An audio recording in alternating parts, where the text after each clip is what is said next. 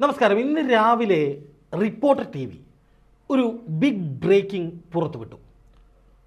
കേരളത്തിലെ മറ്റൊരു മാധ്യമങ്ങൾക്കും കിട്ടാത്ത എക്സ്ക്ലൂസീവായ പൊളിറ്റിക്കൽ ബ്രേക്കിംഗ് എന്ന അവകാശവാദത്തോടെയാണ് റിപ്പോർട്ടർ TVയുടെ സ്റ്റാർ അവതാരകനായ അരുൺ കുമാർ ഈ വാർത്ത പ്രേക്ഷകർക്ക് മുന്നിലേക്ക് അവതരിപ്പിച്ചത്. PR സുനിൽ എന്ന ഏഷ്യാനെറ്റ് ന്യൂസിൻ്റെയും കൈരളി TVയുടെയും ഒക്കെ വർഷങ്ങളോളം ഡൽഹിയിലെ പ്രഗത്ഭനായ റിപ്പോർട്ടറായി ജോലി ചെയ്തിരുന്ന റിപ്പോർട്ടറാണ് ഇപ്പോൾ റിപ്പോർട്ടർ TVയുടെ പ്രധാനപ്പെട്ട ഡൽഹി റിപ്പോർട്ടർമാരിൽ ഒരാൾ. ഈ PR സുനിലാണ് ഈ വാർത്ത പുറത്തു കൊണ്ടുവരുന്നത്. അതിൽ പറയുന്ന പ്രധാനപ്പെട്ട കാര്യമെന്ന് പറയുന്നത് കേരള BJPയിൽ നേതൃമാറ്റം ഉണ്ടാവുകയാണ് എന്നുള്ളതാണ്. അതായത് കേന്ദ്ര BJP നേതൃത്വത്തിന് കേരള BJP നേതൃത്വത്തോട് വലിയ അതൃപ്തിയുണ്ട്. ലോക്സഭാ തെരഞ്ഞെടുപ്പിൽ സുരേഷ് ഗോപി ജയിക്കുകയും BJPക്ക് വോട്ടിംഗ് ശതമാനം ഉയരുകയും ഒക്കെ ചെയ്തത് കേരള BJPയുടെ പ്രവർത്തന മികവായി കേന്ദ്രം അടയാളപ്പെടുത്തിയിരുന്നുവെങ്കിലും പാലക്കാട് ഏറ്റുവാങ്ങിയ ദയനീയമായ തോൽവി കേരള BJP നേതൃത്വത്തെ സംബന്ധിച്ച് വലിയ തിരിച്ചടിയാണ് എന്നും അതുകൊണ്ട് തന്നെ എത്രയും പെട്ടെന്ന് കേരള BJPയെ ഉടച്ചു വാർക്കേണ്ടതുണ്ട് എന്നുമാണ് കേന്ദ്ര നേതൃത്വം കരുതുന്നത് എന്നായിരുന്നു ഈ റിപ്പോർട്ട്. ഈ റിപ്പോർട്ടിൽ തെറ്റൊന്നുമില്ല. കാരണം കേന്ദ്ര നേതൃത്വം അങ്ങനെ ഒരു നീക്കത്തിലേക്ക് മുതിരുന്നുണ്ട് എന്ന റിപ്പോർട്ടുകൾ അല്ലെങ്കിൽ അങ്ങനെയുള്ള സൂചനകൾ കഴിഞ്ഞ കുറേ നാളുകളായി പുറത്തു വരികയാണ്. പക്ഷേ റിപ്പോർട്ടർ TV വ്യക്തി വൈരാഗ്യത്തിൻ്റെ പേരിൽ ഈ വാർത്തയെ ചെറുതായൊന്ന് വളച്ചൊടിച്ചു എന്നാണ് പൊതുവിൽ ഉയരുന്ന ഒരു വിലയിരുത്തൽ. രാജീവ് ചന്ദ്രശേഖറാണ് BJPയുടെ സംസ്ഥാന അധ്യക്ഷനാവുക എന്ന നിലയിലായിരുന്നു റിപ്പോർട്ടർ TVയുടെ ബിഗ് ബ്രേക്കിംഗ്. അതായത് രാജീവ് ചന്ദ്രശേഖർ നമുക്കറിയാം, മുൻ കേന്ദ്രമന്ത്രിയാണ്.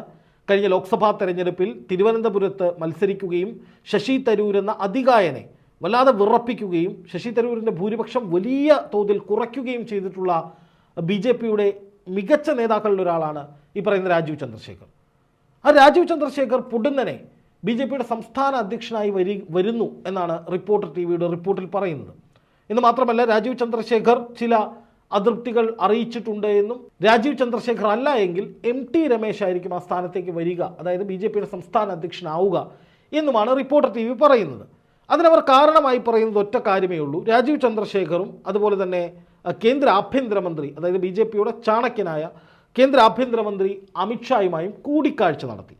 കേരളത്തിലെ BJP നേതൃത്വത്തെ അല്ലെങ്കിൽ കേരളത്തിലെ BJP ഘടകത്തെ എങ്ങനെയൊക്കെ നന്നാക്കാമെന്നത് സംബന്ധിച്ച് ഇരുവരും ചർച്ച നടത്തി. ആ ചർച്ചയുടെ അടിസ്ഥാനത്തിലാണ് രാജീവ് ചന്ദ്രശേഖർ BJP സംസ്ഥാന അധ്യക്ഷനാവുക എന്നാണ് റിപ്പോർട്ടർ TV പറയുന്നത്. ഇതിൽ പകുതി ശരിയും പകുതി വ്യക്തിവിരോധം തീർക്കാനുള്ള ഒരു അജണ്ടയുമാണ് എന്നാണ് ഇപ്പോൾ ഉയരുന്ന ഏറ്റവും പ്രധാനപ്പെട്ട വാദം. എനിക്കുൾപ്പെടെ ആ സംശയമുണ്ട്. ഞാനങ്ങനെ പറയാനുള്ളൊരു കാരണം, കേരളത്തിൽ BJPക്ക് ഒരു പുതിയ അധ്യക്ഷനെ വേണമെന്നുള്ളത് കേരളത്തിൽ BJP സ്നേഹിക്കുന്ന എല്ലാവരുടെയും താല്പര്യമാണ് എന്ന കാര്യത്തിൽ സംശയമൊന്നുമില്ല. കാരണം K സുരേന്ദ്രനെതിരെ നിരവധിയായ കോഴ ആരോപണങ്ങൾ ഉൾപ്പെടെ, പാലക്കാട് തെരഞ്ഞെടുപ്പ് തോൽവി ഉൾപ്പെടെ നിരവധിയായ ആരോപണങ്ങൾ, അതൃപ്തികൾ BJPയിൽ പുകയുകയാണ്. BJP അണികൾക്കും അനുഭാവികൾക്കും പോലും K സുരേന്ദ്രനെ ഒരു മികച്ച അധ്യക്ഷനായി വിലയിരുത്താൻ ഇപ്പോൾ കഴിയുന്നില്ല എന്നാണ് ഞാൻ വിശ്വസിക്കുന്നത്. മുമ്പ് സുരേന്ദ്രൻ തീപ്പൊരി നേതാവായിരുന്നു. മുമ്പ് യുവമോർച്ചയുടെ സംസ്ഥാന അധ്യക്ഷനായിരുന്ന സമയത്ത് അങ്ങനെ ഒരാൾ BJP അധ്യക്ഷനായി വരണം എന്നൊക്കെ BJP അണികൾക്കും അനുഭാവികൾക്കും നേതാക്കൾക്കും ഒക്കെ തോന്നിയിട്ടുണ്ടായിരുന്നു. പക്ഷേ BJP സംസ്ഥാന അധ്യക്ഷനായി സുരേന്ദ്രൻ വന്നതിന് ശേഷം സുരേന്ദ്രൻ്റെ പ്രവൃത്തികളൊക്കെ പലപ്പോഴും ഒരു സെറ്റിൽമെൻറ്റ് ലൈനിലോ അല്ലെങ്കിൽ വേണ്ട വിധത്തിൽ അണികളെയും പ്രവർത്തകരെയും ഒക്കെ ആവേശത്തിലാക്കാൻ ഉതകുന്നതോ ആയിരുന്നില്ല. പിന്നെ കുറേ മണ്ടത്തരങ്ങളൊക്കെ വിളിച്ചു പറയുകയും വേണ്ട രീതിയിലൊരു നേതൃപാഠവും കാണിക്കാതിരിക്കുകയും ചെയ്തു എന്നൊക്കെയുള്ള പരാതികൾ എല്ലാവർക്കും ഉണ്ട്. അപ്പോൾ സ്വാഭാവികമായിട്ട് സുരേന്ദ്രൻ മാറണം. പക്ഷേ സുരേന്ദ്രൻ മാറുമ്പോൾ പകരം വരുന്നത് രാജീവ് ചന്ദ്രശേഖർ ആണ് എന്ന് പറയാൻ റിപ്പോർട്ടർ TVക്ക് ആകെയുള്ള തെളിവ് അല്ലെങ്കിൽ ഒരു ആധാരം എന്ന് പറയുന്നത് ഈ രാജീവ് ചന്ദ്രശേഖറും അമിത്ഷായും തമ്മിൽ നടത്തിയ ഒരു കൂടിക്കാഴ്ച എന്നുള്ളൊരു ഫോട്ടോയാണ്, അല്ലെങ്കിൽ അതുമായി ബന്ധപ്പെട്ട ഒരു ഇമേജാണ്. എന്നാൽ രാജീവ് ചന്ദ്രശേഖറുമായി ചർച്ച നടത്തുന്നതിന് മുമ്പ് കേന്ദ്ര ആഭ്യന്തരമന്ത്രി അമിത്ഷാ ചർച്ച നടത്തിയ മറ്റൊരാളുണ്ട്. അത് ശോഭാ സുരേന്ദ്രനാണ്. ശോഭാ സുരേന്ദ്രൻ കേരളത്തിൽ BJP അധ്യക്ഷയാകാനുള്ള എല്ലാ സാധ്യതകളും തെളിഞ്ഞു നിൽക്കുമ്പോഴാണ് റിപ്പോർട്ടർ TV രാജീവ് ചന്ദ്രശേഖറിൻ്റെ പേരും ഒപ്പം ഒരു പുട്ടിന് വീരിടുന്ന പോലെ ഒരു വിശ്വാസ്യത വരുത്താൻ വേണ്ടി ഈ പറയുന്ന MT രമേശിൻ്റെ പേരും തിരികെ കയറ്റുന്നത്. ഇതെന്ത് അടിസ്ഥാനത്തിലാണെന്നുള്ളതാണ് എൻ്റെ ചോദ്യം. റിപ്പോർട്ടർ TVയും ശോഭാ സുരേന്ദ്രനും തമ്മിലുള്ള തർക്കം നമുക്കെല്ലാവർക്കും അറിയാം. ശോഭാ സുരേന്ദ്രൻ റിപ്പോർട്ടർ TV MDയെ അടക്കം വ്യക്തിപരമായി ഒരു മര്യാദയുമില്ലാതെ അധിക്ഷേപിച്ചുകൊണ്ട് വാർത്താ സമ്മേളനം നടത്തി. ഈ വിധത്തിലൊന്നും വാർത്താ സമ്മേളനം നടത്തുകയോ അല്ലെങ്കിൽ ഒരു പൊതുപ്രവർത്തക പൊതു ഇടത്തിൽ സംസാരിക്കുകയോ ചെയ്യുന്നത് ഒരിക്കലും അംഗീകരിക്കാനാകില്ല. ആ ശോഭാ സുരേന്ദ്രൻ നടത്തിയ പത്രസമ്മേളനം തെറ്റായിരുന്നു, അല്ലെങ്കിൽ അതിലുപയോഗിച്ചിരുന്ന ഭാഷയും അവരുടെ ശരീരഭാഷയും ഈ പറയുന്ന റിപ്പോർട്ടർ TV MD ഒക്കെ വിശേഷിപ്പിച്ച പല വൃത്തികെട്ട വാക്കുകളും ഒക്കെ ശോഭാ സുരേന്ദ്രൻ ഒഴിവാക്കണം എന്നു തന്നെയാണ് എൻ്റെ പക്ഷം.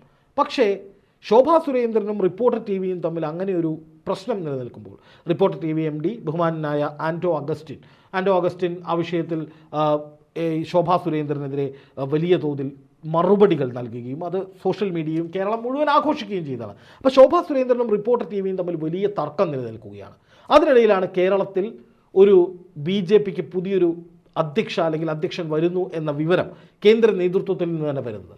അപ്പോൾ സ്വാഭാവികമായിട്ടും ശോഭാ സുരേന്ദ്രൻ്റെ പേര് എല്ലാവരും ചർച്ച ചെയ്യാനുള്ള സാധ്യതകളേറെയാണ്. അല്ലെങ്കിൽ ശോഭാ സുരേന്ദ്രൻ അമിത്ഷായെ കണ്ടുകൊണ്ട് ഫേസ്ബുക്കിലിട്ടൊരു പോസ്റ്റ്, അതിൽ പറയുന്നത് കേരള BJPയെ പ്രതീക്ഷിച്ച രീതിയിൽ മുന്നോട്ട് കൊണ്ടുപോകാനുള്ള എല്ലാ ശ്രമങ്ങളും എൻ്റെ ഭാഗത്തു നിന്നുണ്ടാകും എന്ന മട്ടിലാണ് ശോഭാ സുരേന്ദ്രൻ പറഞ്ഞത്. ആത്മവിശ്വാസം പകരുന്ന കൂടിക്കാഴ്ചയാണ്, BJPയെ കേരളത്തിൽ പ്രതീക്ഷിച്ച ലക്ഷ്യത്തിലേക്ക് എത്തിക്കും എന്നൊക്കെ ശോഭാ സുരേന്ദ്രൻ പറയുമ്പോൾ അമിത്ഷായുടെ ഭാഗത്തു നിന്ന് കേരളത്തിലെ BJP നേതൃത്വത്തെ നന്നാക്കാനുള്ള അല്ലെങ്കിൽ കേരളത്തിലെ BJP സംവിധാനം മുഴുവൻ ഉടച്ചു വാർക്കാനുള്ള എന്തോ ഒരു ശക്തി അല്ലെങ്കിൽ എന്തോ ഒരു കൃത്യമായ പവർ ശോഭാ സുരേന്ദ്രന് കിട്ടിയിട്ടുണ്ട് എന്ന് ശോഭയുടെ പോസ്റ്റിൽ നിന്ന് വ്യക്തമാണ്. അപ്പോൾ തന്നെ എല്ലാവരും കരുതിയിരുന്നു ശോഭാ സുരേന്ദ്രനായിരിക്കും അധ്യക്ഷയായിട്ട് വരിക എന്ന്.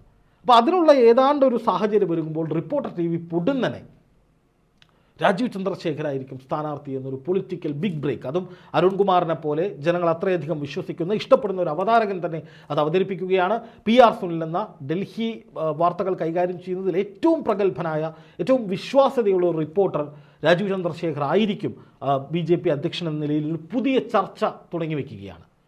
അതിൽ എനിക്ക് വലിയ ആശയക്കുഴപ്പമുണ്ട്. അല്ലെങ്കിൽ അത് ശോഭാ സുരേന്ദ്രനോടുള്ള പക തീർക്കാൻ വേണ്ടി റിപ്പോർട്ടർ TV മറ്റു ചില പേരുകൾ പൊതുസമൂഹത്തിലേക്ക് BJPക്കുള്ളിലേക്ക് തള്ളിവിടുന്നതാണ് എന്ന് സ്വാഭാവികമായൊരു സംശയം ഞാൻ ഉന്നയിക്കുകയാണ്.